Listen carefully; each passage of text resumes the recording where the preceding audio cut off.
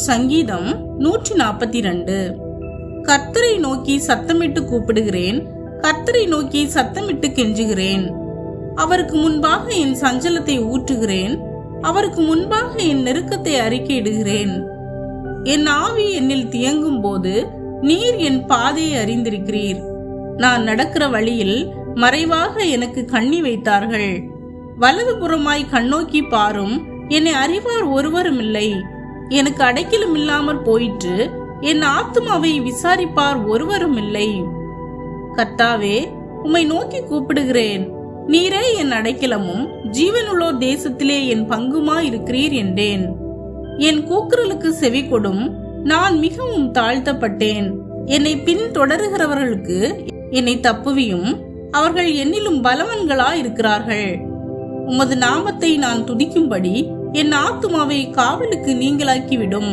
எனக்கு நீர் தயவு செய்யும் போது நீதிமான்கள் என்னை சூழ்ந்து கொள்ளுவார்கள். ஆமேன்.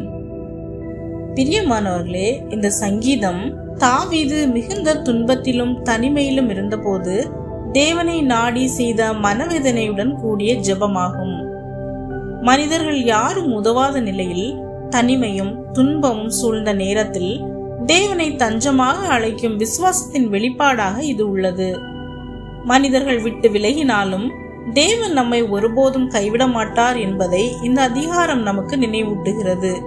நம்முடைய கவலைகள், பயங்கள் மற்றும் வேதனைகளை தேவனிடத்தில் வெளிப்படையாக சொல்லும் போது அவர் நமக்கு அடைக்கலமாகவும் பாதுகாப்பாகவும் இருப்பார்.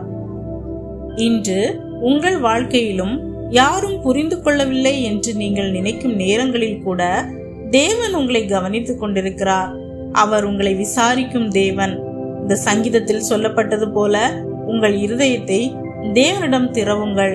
அவர் உங்கள் கூக்குரலை கேட்டு உங்களை பின்தொடர்கிறவர்களுக்கு தப்புவித்து உங்கள் பாதையில் நேராக நடத்துவார். இந்த சங்கீதம் உங்கள் வாழ்க்கையில் நம்பிக்கையும் ஆறுதலையும் தருவதாக. ஆமேன்.